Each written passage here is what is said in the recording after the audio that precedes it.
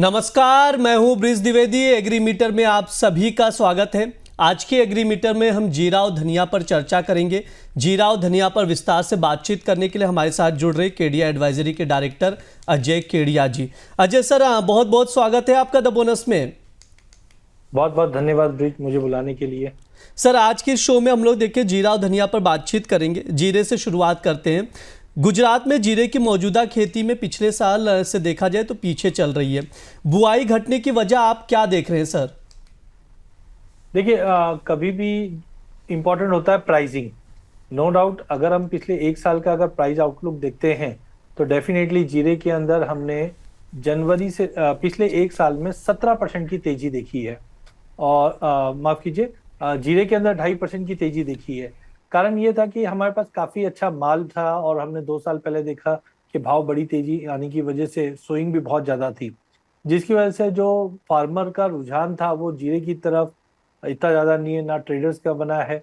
तो area under cultivation में yes drop आया है, बट डिस्पाइट दैट हमारे पास कैरी ओवर स्टॉक बहुत ज्यादा है। फार्मर ने काफी शिफ्टिंग हुई है। अभी नए जो आंकड़े भी आए हैं वहां पे भी देखा फार्मर ने पल्सेस के ऊपर ऑयल सीड पे काफी शिफ्टिंग हुई है। तो ये एक बड़ा कारण रहा है कि प्राइजेस नहीं चलने की वजह से ऑलमोस्ट हमने देखा फार्मर का रुझान दूसरी कोई लुक्रेटिव कमोडिटीज है उन पे शिफ्ट होता हुआ दिखाई दिया, जिसकी वजह से ये एक्रेज कम हुआ है। सर, गुजरात और राजस्थान की मंडियों में अगर देखा जाए तो जीरे की आवक में बढ़ोतरी देखी जा रही है। क्या लग रहा है सर, आवक में बढ़ोतरी की वजह क्या है? देखिए, जनरली हम देखते हैं सेंटिमेंट काफी इंपॉर्टेंट होता है। क्रॉप अच्छी थी हमारे पास, लेकिन साथ साथ में हम देख रहे हैं कि ऑलमोस्ट प्राइजेस में कोई भी इतना बड़ा उछाल नहीं देख पा रहा था। और जैसे ही हमने देखा कि इस बार सोइंग की न्यूज के बाद या बाकी एग्री में जो जंप आया उसके चलते हमने तुरंत रूप से देखा, जैसे ही भाव थोड़े बहुत बढ़े तो दिसंबर के अंदर नवंबर के अंदर जो आवक है वो भी बढ़ते हुए दिखाई दी है, जो दर्शाता है कि कहीं ना कहीं ऊंचे भाव आते ही जो पुराना माल पड़ा है वो मार्केट में आना स्टार्ट होगा। सप्लाई भी बहुत अच्छी रही है पिछले 2-3 सालों में, जिसकी वजह से ये आवक बढ़ते हुए दिखाई दी है। सर, एक्सपोर्ट पर भी बातचीत कर लेते हैं। अप्रैल से अक्टूबर के दौरान अगर देखा जाए तो जीरे के एक्सपोर्ट में करीब 13% की गिरावट दर्ज की गई है। सर, क्या लग रहा है आगे चलकर जीरे का एक्सपोर्ट कैसा रह सकता है? देखिए, जीरे में मुझे लगता है सबसे बड़ा प्लेयर अभी चाइना निकल कर आया है। देखिए, हम बीच में सीरिया तुर्की की बात करते थे, बट क्रॉप से उतने बड़े नहीं है, बट फिर भी एक नेग्लिजिबल भी हो लेकिन यूरोपियन मार्केट को सप्लाई कर जाता है। लेकिन चाइना के इस बार हम देख रहे हैं कि क्रॉप साइज काफी अच्छी थी और सबसे बड़े के रूप में हम चाइना हमारे से काफी माल लेता भी था। तो वो एक पार्ट मुझे लगता है कि एक इम्पैक्ट रहा। साथ में ग्लोबल मार्केट में भी जो मंदी का माहौल या रिसेशन फियर जो ये बने हुए हैं उसकी वजह से भी हमने एक्सपोर्ट में कमी आती हुई देखी। हालांकि रुपए की जो गिरावट है वो कुछ हद तक हमने देखा पैरिटी हमारी काफी अच्छी रही है, जो डिमांड को इम्प्रूव करना चाहिए था। बट कुल मिला के मुझे लगता है ग्लोबल मार्केट का सेंटीमेंट और चाइना के पास काफी बड़ा माल होने की वजह से हमने देखा इसका एक नेगेटिव एक्सपोर्ट के नंबर्स पे आते हुए देखा है। जी बिल्कुल, ये राय है जीरे के एक्सपोर्ट को लेकर सर की। सर, जीरे पे हमने बातचीत कर ली, अब धनिया पर भी बातचीत कर लेते हैं। गुजरात में अगर देखा जाए तो जीरे की तरह धनिया की बुआई भी पिछड़ी हुई है। सर, धनिया की बुआई को लेकर आपका क्या आकलन है? देखिए, धनिया की बुआई में ओवरऑल मुझे लगता है कि करीबन 15 से 18% की कमी है। जिस ढंग से हमने देखा 3 साल पहले एरिया अच्छा था, लेकिन इंपोर्ट की वजह से भाव काफी पिटते हुए दिखाई दी। कैरियर स्टॉक भी अच्छा था, जिसके चलते अगेन भाव में काफी कमी थी। हालांकि अगर पिछले एक साल की बात करें तो अब प्राइजेस में 26% की तेजी दिखा रहा है, बट वो मात्र लास्ट मतलब अगस्त सितंबर अक्टूबर को मिलाए तो ये बड़ी तेजी देखी है। जनरली हमने देखा जनवरी से लेकर जून तक मार्केट काफी सुस्त थे। तो मुझे लगता है एक तो सप्लाई काफी अच्छी थी और भाव भी नीचे थे, जो फार्मर्स को अनअट्रैक्टिव बना रहा था धनिया। और फार्मर भी काफी दूसरी कमोडिटीज पे शिफ्ट भी होते हुए दिखाई दिए।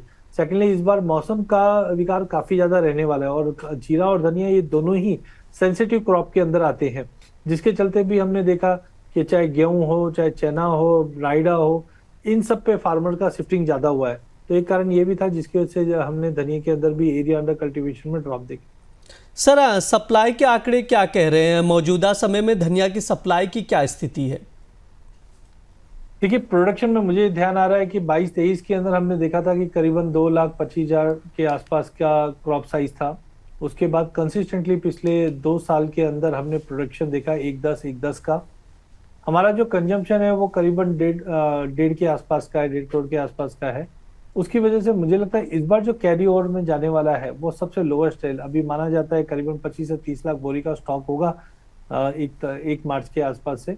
और इस बार जिस ढंग से अराइवल्स में भी अगर आप देखते हो तो थोड़ा सिग्निफिकेंटली गुजरात साइड में हमने ड्रॉप देखा है दिसंबर मंथ में, जो दर्शाता है कि कहीं ना कहीं ऑलमोस्ट फार्मर भी थक गए हैं, क्योंकि 2-3 सालों से भाव चले भी नहीं थे।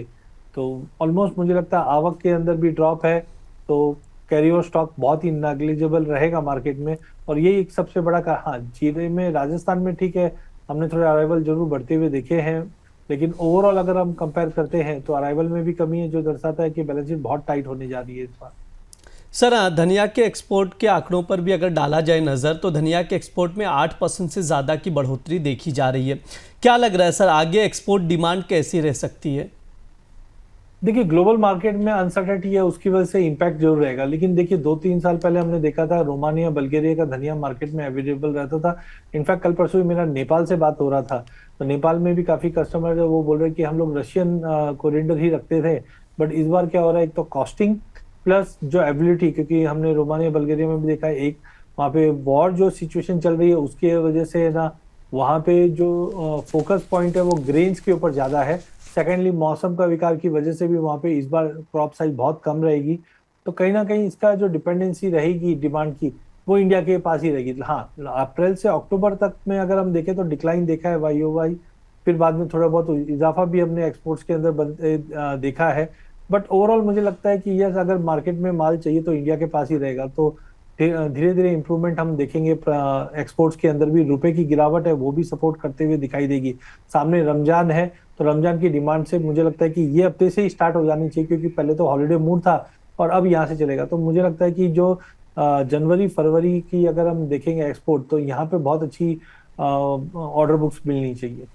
जी बिल्कुल, ये राय है सर की। सर अब थोड़ा सा प्राइस आउटलुक समझ लेते हैं। सबसे पहले जीरे पे आपसे जानना चाहूँगा, शॉर्ट टर्म में जीरे का प्राइस आउटलुक क्या रहेगा? देखिए जीरा और धनिया दोनों ही क्रॉप पे एक चीज ध्यान रखिए कि सोइंग हो चुकी है। सोइंग में 15 से 18% का ये प्रिलिमिनरी डेटा आ रहा है। एक्चुअल डेटा हम थोड़ा और हम लोग जनवरी एंड या फरवरी में देखेंगे तो ज्यादा क्लियरिटी आती हुई दिखाई देगी। और सीजनलिटी भी है ना, उस पर भी आपको नजर रखना चाहिए, बिकॉज बहुत बार क्या होता है सीजनलिटी से हमें एक आइडिया लग जाता है। तो आप देख सकते हैं जनवरी के अंदर सीजनलिटी में वैसे देखा जाए तो ड्रॉप दिखाता है, फरवरी में भी ड्रॉप दिखाता है, क्योंकि हार्वेस्टिंग स्टार्ट होती है, बट इस बार हार्वेस्टिंग डिलेड है। तो मुझे लगता है जनवरी फरवरी में सबसे पहले अगर जीरे की बात करें तो एक स्पाइक आ सकता है 27,500 से 28,000 तक का शॉर्ट टर्म में अगले 1.5-2 महीने के अंदर, लेकिन वो सस्टेनेबल नहीं रहेगा क्योंकि क्रॉप साइज काफी ज्यादा है। तो आई थिंक थोड़ा टेम्पररी एक मुझे बाउंस लग रहा है जीरे के अंदर। वहीं अगर धनिया की सीजनलिटी भी अगर हम देखते हैं तो सिमिलरली देखिए धनिया की भी सोइंग जीरे के साथ साथ ही होती है, और जो नई माल की आवक भी होती है वो भी हम देखते हैं कि जीरे के साथ साथ ही चलाता है। तो सीजनलिटी के अंदर अगर मैं देखता हूँ धनिया के अंदर भी, तो करंटली जनवरी की सीजनलिटी में हम तेजी देख रहे हैं, और फरवरी में भी हम ज्यादा करके प्राइजेस को पॉजिटिव, मार्च ऑनवर्ड जैसे जैसे माल आता है ये इम्पैक्ट देता है। तो मुझे लगता है धनिया के अंदर भी एक शॉर्ट टर्म तेजी बन सकती है। बैलेंस शीट बहुत ज्यादा टाइट है, अगर और ज्यादा कुछ फसल में डैमेजेस होता है तो मुझे लगता है प्राइजेस इनिशियली तो मुझे 12,500 तक का ही लेवल लगता है, 12,500 से 13 धनिया के अंदर सीजनलिटी को देखते हुए।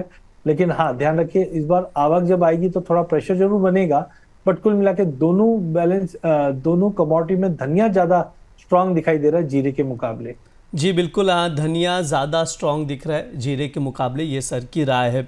सर ट्रेडर्स के लिए क्या कुछ खास है, टॉप एग्री कॉल्स पे क्या है आपकी ओर से? देखिए अगर अगले 1-2 दिन की अगर बात करें तो मुझे लगता है स्पाइसेस में और गवार, कॉटन सीड ऑयल के इन सब में मुझे तेजी ही दिखाई देती है। हालांकि आज मार्केट हम थोड़े से नेगेटिव के साथ ओपन होते हुए दिख रहे हैं, बट मुझे लग रहा है एग्री में सबसे पहले हम हल्दी की बात कर लेते हैं। हल्दी के अंदर बहुत ही अच्छा ब्रेकआउट हमने पिछले हफ्ते देखा था, 18,000 के करीब मिले, लेके चलिए 17,600 का स्टॉप लॉस है, इमीडिएट टारगेट 18,800 का है। बट ब्रिज मुझे लगता है फंडामेंटल और बैलेंस शीट बहुत टाइट है हल्दी की। जो अगर आपको ध्यान हो तो हमने एक शुक्रवार को जो बैलेंस शीट शो स्टार्ट किए थे उसमें मैंने हल्दी पकड़ी थी जब 12-1,500 का भाव था और आज 18 हो गई। मेरा मानना है कि जनवरी खत्म होते होते 20,000 से 21,000 के लेवल भी हम देख पाएंगे। दूसरी कमोडिटी मुझे धनिया नजर आता है, आज गिरावट जरूर है बट 9,800 के करीब आप लेके चलिए, 9600 का स्टॉप लॉस लगाइए, 10,200 का टारगेट रहेगा। मसाले के अलावा गवार सीड भी बहुत अच्छी कमोडिटी है, इसमें भी बैलेंस शीट बहुत टाइट लग रही है। 6,000 पे जनवरी वायदा लीजिए, 5,920 के स्टॉप लॉस से। इमीडिएट टारगेट तो 6150 है, बट जल्द ये कमोडिटी 6800 से 7,000 तक के भी लेवल दिखा सकती है। लास्ट कॉटन सीड ऑयल के यहाँ पे भी मैंने तेजी बताया था, और ऑलमोस्ट हमने 3200 का लेवल देखा, फिर छोटा करेक्शन भी है। 3120 पे लीजिए, 3070 का स्टॉप लॉस लगाइए, 3220 का टारगेट है, बट ये कमोडिटी भी नया हाई मारने की तैयारी में है 2026 में। तो कुल मिलाकर ब्रिज जो कमोडिटी में मोमेंटम बना था पिछले साल सोने चांदी से स्टार्ट हुआ था, वो अब मुझे लगता है एग्री की तरफ डाइवर्ट होता हुआ दिखाई दे रहा है। जी बिल्कुल, एग्री में तेज़ी देखने को मिलेगी, ये सर की राय है। कुछ एग्री कमोडिटीज़ ट्रेडर्स के लिए सजेशन दिया गया है सर की ओर से, तो उस पर ट्रेडर्स नज़र बनाकर चल सकते हैं। सर आपके उससे डिस्क्लेमर। देखिए ब्रिज, आज हमने फ्यूचर्स की बात की है, जहाँ पे मसाले है, गवार है, कॉटन सीड ऑयल के। मेरी पर्सनल कोई पोजीशन नहीं, बट मेरे क्लाइंटों की हो सकती है। सेकेंडली, जब भी आप कमोडिटी में निवेश करते हैं, रिस्क रहता है जैसे इक्विटी में रहता है, बट उसे बचने का अच्छा तरीका है स्टॉप लॉस लगाइए। सेबी रजिस्टर्ड फाइनेंशियल एडवाइजर की सलाह लेकर ही इसमें निवेश करें। जी सर, बहुत बहुत शुक्रिया अजय सर आज की चर्चा में जुड़ने के लिए। बहुत बहुत धन्यवाद। ये हमारा एग्री मीटर शो है, इस दौरान तमाम एग्री कमोडिटीज़ पर बातचीत की जाती है। इस बार जीरा और धनिया पर बातचीत की गई है, एक्सपोर्ट इंपोर्ट प्राइस आउटलुक की बातचीत की गई है। इसके अलावा ट्रेडिंग कॉल्स दिए जिन पर आप लोग भी नज़र बनाकर चल सकते हैं। इसके अलावा द बोनस आप लोगों के लिए वेबिनार का आयोजन करने जा रहा है, जिसमें आप लोग हिस्सा ले सकते हैं। शेयर बाजार में मल्टी बैगर शेयर कैसे खोजें, शेयर को खोजने की तकनीक क्या है, किस तकनीक से एक्सपर्ट्स बेहतर रिटर्न वाले शेयर खोजते हैं, आप भी वो तकनीक जान सकते हैं। आप भी मल्टी बैगर शेयर चुनने के एक्सपर्ट बन सकते हैं। इसके लिए आपको कुछ नहीं करना है, शनिवार के दिन द बोनस के स्पेशल वेबिनार में जुड़ना है। मार्केट एक्सपर्ट रचित खंडेलवाल आपको मल्टी बैगर शेयर चुनने की तकनीक समझाएंगे। इस वेबिनार में जुड़ने के लिए आपको स्क्रीन पर दिए गए QR कोड को स्कैन करना है, तो देर मत करिए, 10 जनवरी शनिवार को इस वेबिनार में हिस्सा लीजिए। साथ ही द बोनस की टीम लगातार रिसर्च बेस्ड प्रीमियम और एक्सक्लूसिव कंटेंट आप लोगों के लिए लेकर आ रही है, तो आप लोग भी प्राइम मेंबरशिप लीजिए और एक्सक्लूसिव कंटेंट का एक्सेस पाइए। फिलहाल के लिए शो में इतना ही, आप लोग बने रहिए द बोनस के साथ। धन्यवाद।